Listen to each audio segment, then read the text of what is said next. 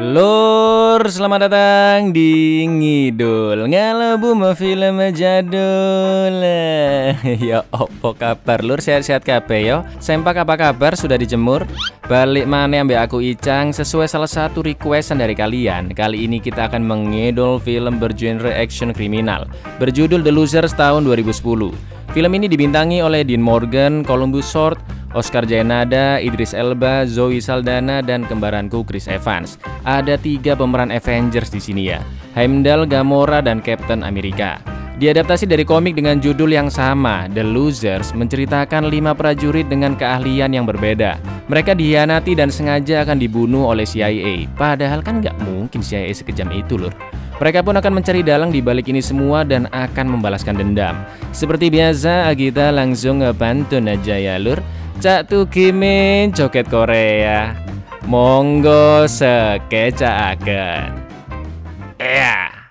Take 'em.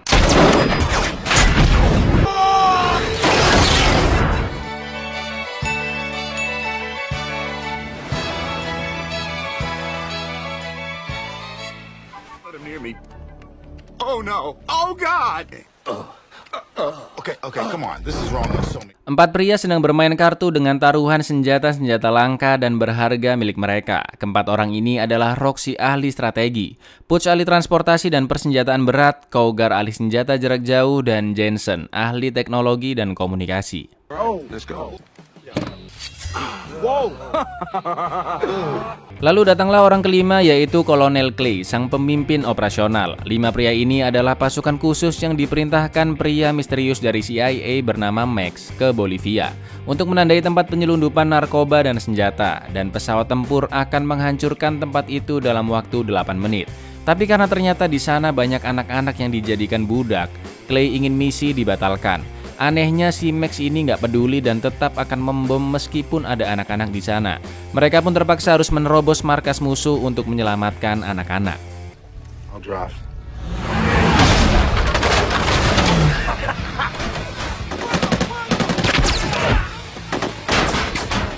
All right, be out in 4, rally point. On me. 3 minutes to target. 4 menit lagi bom akan diluncurkan. Jensen dan Putz mencuri kendaraan dan anak-anak pun berhasil diselamatkan.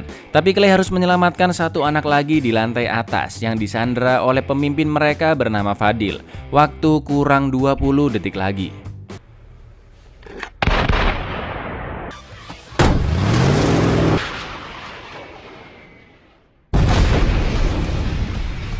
Karena hanya ada 1 helikopter, Clay ingin anak-anak saja yang dibawa. Dan kemudian Max, cover 1, bandit lock.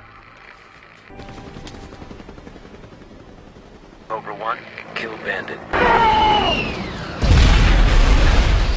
emang si Max ini nggak ada akhlaknya. Oke, sampai di sini kita belum tahu apa yang sebenarnya terjadi dan siapakah Max sebenarnya.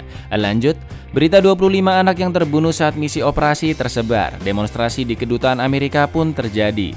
Clay dan kawan-kawan beranggapan CIA sengaja membunuh mereka. Kelima pria yang sudah dipecundangi ini pun berpura-pura sudah tewas di dalam helikopter dan akan membalas dendam ke CIA.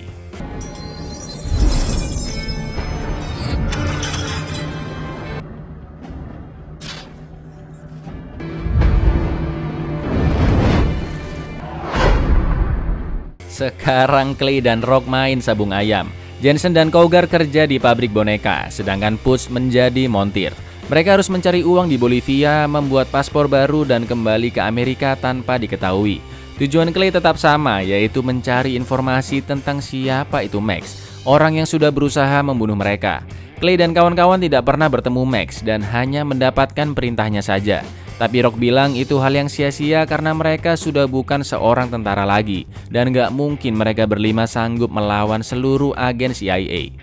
Clay yang lagi kobam, resah dan gelisah didatangi mbak-mbak yang tiba-tiba mengajaknya berasolole. Tapi ternyata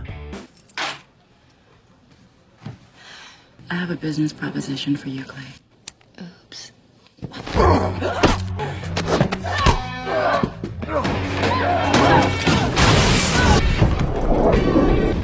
I can help you find Matt. I'm listening. Tujuan Mbak ini ingin membantu Clay. Dia bernama Aisyah. Aisyah tahu mereka berlima masih hidup dengan cara menghitung jumlah gigi di reruntuhan helikopter.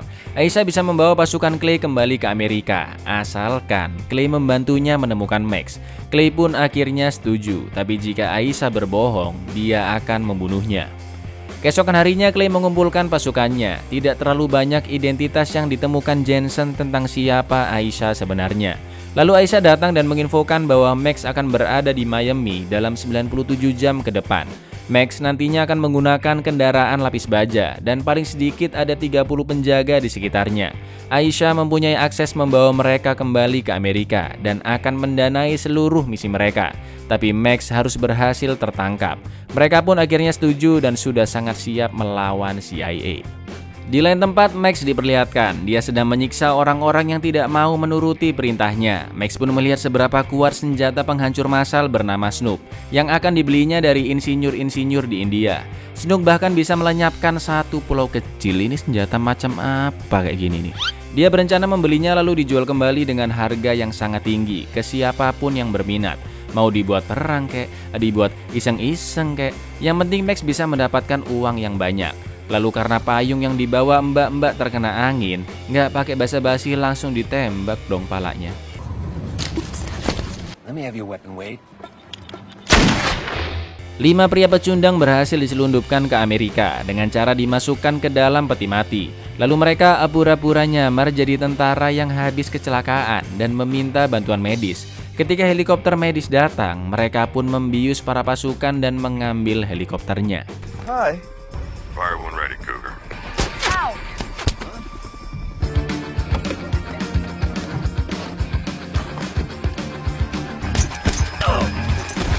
Just spin chopper jack, fellas. Time to move.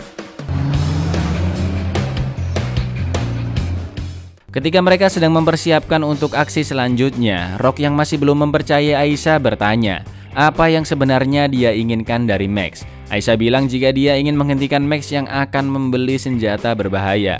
Rock pun mengancam akan membunuh Aisyah jika dia menjebak mereka. Misi di Miami pun dimulai. Rock menembakkan pelacak ke salah satu mobil agar Jensen bisa memantaunya. Sedangkan Cougar bersiap untuk menembak. Are we wired? Max is westbound.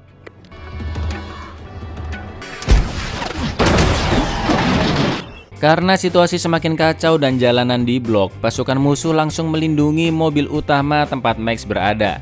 Gas pun ditembakkan oleh Clay, dan sekarang giliran Putz yang akan membawa mobil utama dengan helikopter. Tapi tangan kanan dari Max bernama Wade melihat wajah Putz. Wade akhirnya tahu jika Clay dan pasukannya masih hidup. Jensen pun menembakkan pengunci agar pintu mobil tidak bisa dibuka, dan mobil utama berhasil dibawa pergi.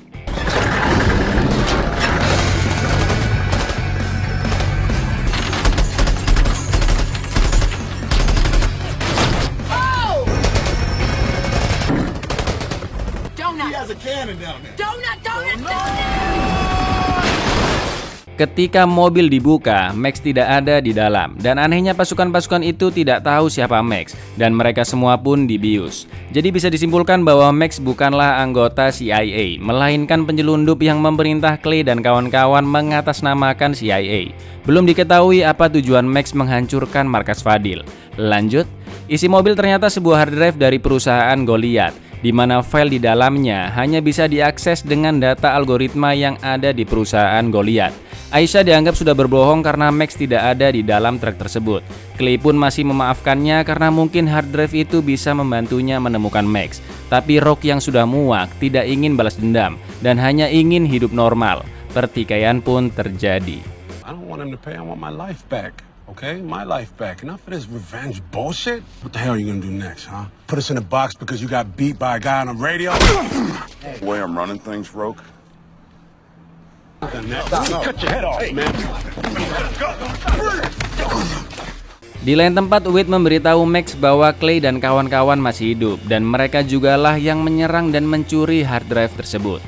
Keesokan harinya, Putz tidak mau melanjutkan misi sebelum Clay dan Rock berdamai. Mereka berdua pun akhirnya saling meminta maaf atas kejadian kemarin. Kali ini giliran Jensen yang beraksi. Dia menyamar menjadi kurir bertingkah laku aneh dan masuk ke kantor Goliath. just waiting.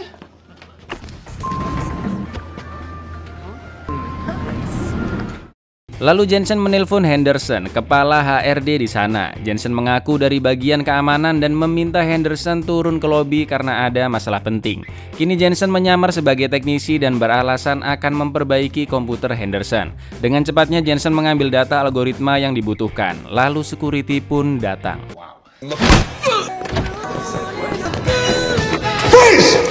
Jensen yang terkepung tiba-tiba mengancam security akan menembak dengan jarinya karena dia adalah eksperimen rahasia pemerintah.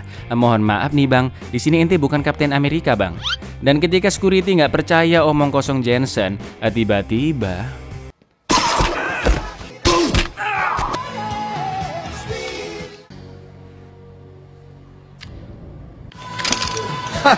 Thank you, Cougar. Jensen pun mengupload algoritma yang dicurinya ke dalam hard drive. Ternyata hard drive tersebut berisi uang yang diterima Max sebanyak 400 juta dolar dari hasil jualan Snook ke teroris internasional. Jadi terorisnya ini kayak pre-order Snook dulu gitu lur, bayar DP ya kan? Aliran uang masuk ke dalam pelabuhan Los Angeles dan kemungkinan di sanalah markas Max berada. Insinyur India bernama Vikram, pemilik dari Snook, menaikkan harga Snook menjadi 1 miliar dolar. Max yang mendapatkan kabar tersebut dari Wade mengiyakan dulu permintaan Vikram agar transaksi tetap bisa berjalan. Markas Max dilindungi oleh banyak mantan pasukan khusus. Mereka pun merancang strategi untuk menerobos masuk. Malam harinya lagi-lagi Aisyah mendatangi Clay untuk beraselole, sedangkan yang lainnya sedang ngobrol-ngobrol santai. Putz mengkhawatirkan kondisi istrinya yang sedang hamil tua. Lalu ketika Jensen melacak hubungan antara Fadil dengan Max, Jensen menemukan bahwa ada uang 4 juta dolar Fadil yang masuk ke rekening anaknya, yang ternyata Shit. Wow. She's Fadil's daughter, Clay. She's Fidil's daughter. She's Fidil's daughter. Where's your gun, Jensen? You do shut up. Well, what if it was pointed at your dick?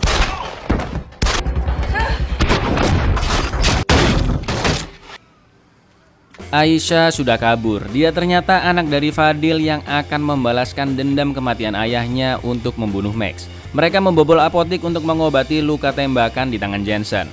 Putz benar-benar khawatir karena Aisyah sudah tahu identitas, rencana, dan juga keluarga mereka. Putz ingin pulang bertemu istrinya dan mengajak Jensen yang juga memiliki keponakan.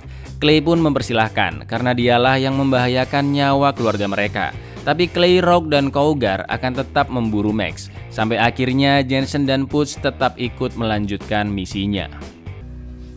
I'll drive. Mereka menyelinap masuk ke pelabuhan dan mengambil posisi masing-masing.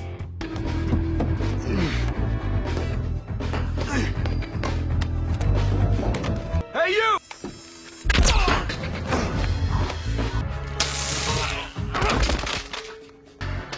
What's the password? Let us in or I'll kill you.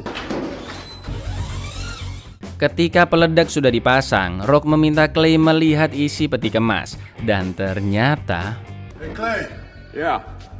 Check this out. What's up, fellas?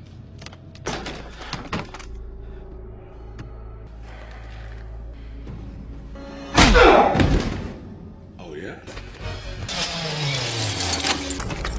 Where do you think you're going? Rock ternyata berkhianat karena dia tidak ingin nyawa mereka semua terancam hanya karena balas dendam. Clay pun nyindir dan mengucapkan selamat ke Rock karena telah membantu oknum-oknum CIA untuk membeli senjata mematikan tersebut. Congratulations, Rogue. Let's get back to the boat. You're gonna die very badly. Mereka semua tertangkap dan akan dibunuh. Lalu yang terjadi,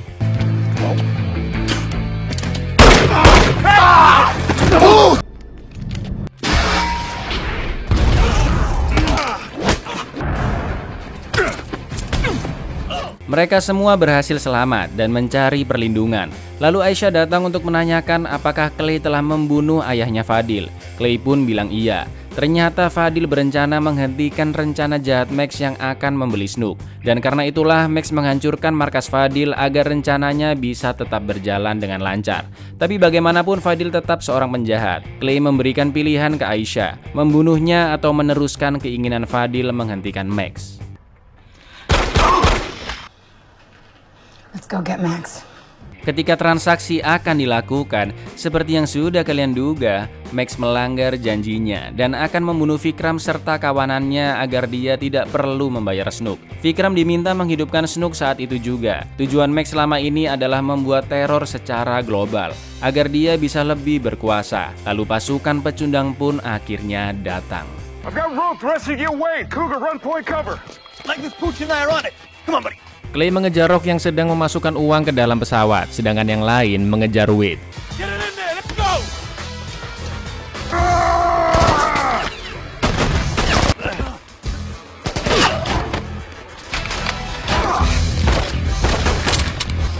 Shit! Damn it!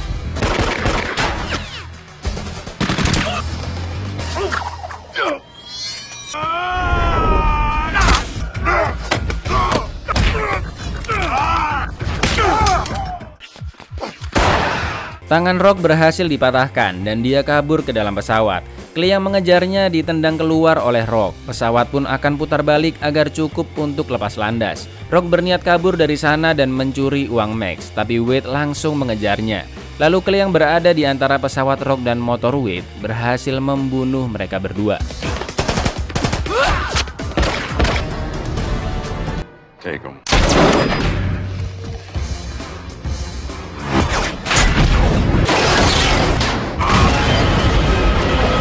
Bom Snook sudah aktif, detonator diberikan ke Max, lalu Vikram pun akhirnya dibunuh. Clay mengejar Max yang akan kabur dari sana.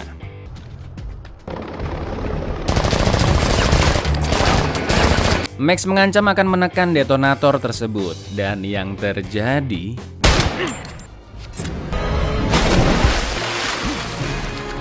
Max sudah kabur, Clay pun berjanji akan tetap memburunya. This should do it. It's a nice watch, Holmes. Mereka semua akhirnya selamat. Suatu malam misi akan dijalankan, tapi hanya Putz yang bergerak dan yang lainnya cuma mantau dari luar. Yang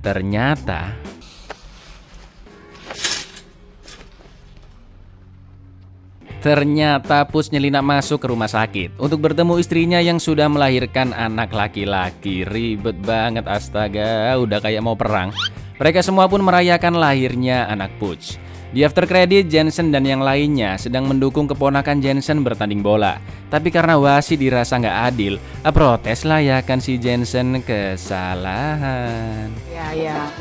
That is a foul! I want to know who you work for! This is worse than the NBA! Buyar, api kan filmnya? Sayangnya nggak ada sequelnya lur. Alur film yang mudah dicerna dan adegan aksi yang sangat bisa dinikmati. Uniknya film ini lur, kalau kalian lihat langsung ada beberapa scene itu yang komikal banget. Mungkin karena film ini diadaptasi dari komik. Ada ya senjata pemusnah massal tak berjejak kayak begitu.